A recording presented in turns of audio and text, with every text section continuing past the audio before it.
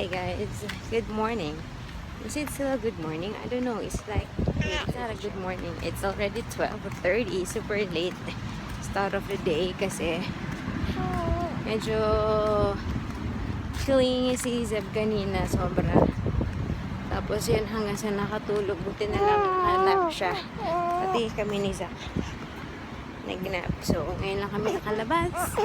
And we're gonna go have lunch. Punta kami sa different mall, magbabas kami. Maiba naman.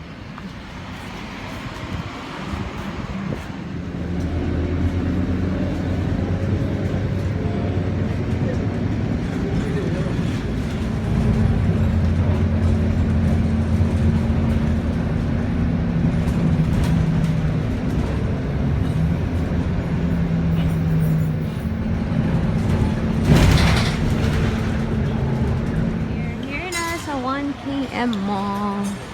Hindi kami na makakainan. Sa Iteria, nakatapos yung vlog ni Jong eh. Kumain sila sa ano ba yun? City Square Mall yata. Let's check it out. Meron din chicken rice shop. Let's see. Ngi! Ngi!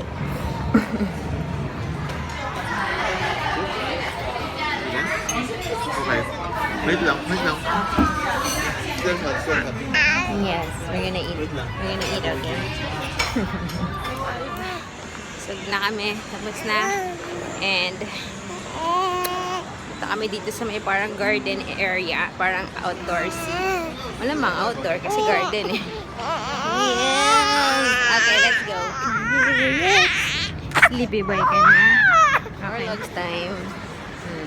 Yeah, nag-iingit na eh. Uwi na kami. Jump. Jump. We're almost home, guys. Tulog pa rin si Zach. Hopefully, pag binaba ko siya, hindi siya magising. And si Zeb naman, ayun. If you can see, bumabagsak na yung mata. So, sana magdire-diretso na. It's 2:40. Just in time for their nap. Ay, para makanap din kami ni Daddy. Ewan ko lang sa Daddy kung mag-nap. Para ako gusto ko. So, yan later. Guys, din ako na. It's 6 o'clock na. And I think I caught the bug. Zeb's bug. Sakit ng lalamunan ko. Tapos, I can feel that there's a sticky phlegm there. Kaya ubo ako ng ubo. Si Zeb din ubo pa ng ubo eh. Makate, dry. And nafe-feel ko talaga. Tapos parang sakit ng katawan ko. Parang tatrangkasuhin. May pasok pa naman si Daddy mamaya. 10:30 daw. Tapos ngayon, tulog pa sila, Zeb. Eh, good luck naman kung mapatulog ko kagad mamaya yan. Kasi kung 10:30 pasok niya, malamang alis siya ng mga maybe 9:45 or something. So, malamang ako na lang mag-isa mamaya magpapatulog. Kaso tulog pa sila. Ang ano naman gisingin. Nakakapanghinayang gisingin pag ang sarap ng tulog. Paano na yan? Excuse me. Sakit na yan na muna. Bumili na ako ng strepsils kanina. Isa na lang natira. Kakain ko kanina pa. Magsasayin lang ako. Magte-take out na lang si Daddy sa Nene Chicken. Ano siya? Habis ni chicken. Dito na kami kakain. Pero kung kailangan nga makapaglaro si Zeb para mapagod siya mamaya eh. Pero yun. So, feeling ko this is gonna be a short vlog and baka late ko na rin siyang depende. Kung late matulog si Zeb or what. I don't know what's gonna be our situation later. Sana madali lang matapos si Daddy sa gagawin niyang work. Naihi ako. So, yun. I don't want to get sick. I cannot. Wala tayong karapatan. Magkasakit ang mga nanay. O, ang tatay din. Walang karapatan. Kagabi nakailang suka si Seb. Buti na lang lahat ng suka niya saved by the plastic bag. Naka-ready na kami kaya hindi rin nakakatulog ng maayos kasi lumipat ka, una katabi ko si Zeb sa kama. sa baba. Tapos lumipat siya sa tabi ni Vince. Tapos konting ubo-ubo ni Zeb. Ano si daddy kasi nga doon nag-start yung suka niya eh. Which is okay lang na isuka niya para malabas niya yung plema. Eh, pati kanina kumakain kami, ubo siya na ubo. Tapos suka niya din yung soup na kinain niya. Ayun ako. I hope this will be over soon. Anyway, magsasayang muna ako. Hello guys.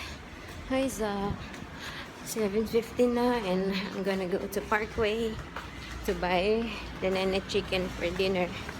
And the bad news is si Zach naman ang mainit. Although 36.5 yung kanyang temperature, pero yung from the touch, although nababasa ko wag daw ibase sa touch. Medyo mainit siya.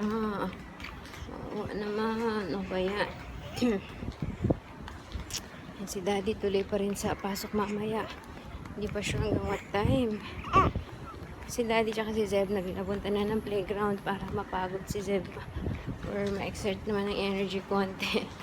Dahil kung hindi baka alas 12 kami matulog or siya.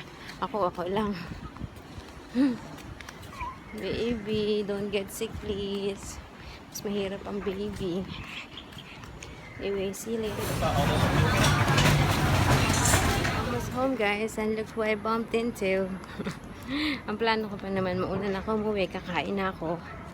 Tapos message ko si daddy na umuwi na sila. Eh, nagkasalubong kami. And yung isa tulog na. Kakagising lang nito. Nagising siya 6:30, si kuya 6:45. And it's only 7:30. Hi kuya. Sabad lang. Ang init. Ang bigat ni baby. Alam ko na eh. Kanina umaga halos. Siguro mga 45 minutes kung buhat si Zeb.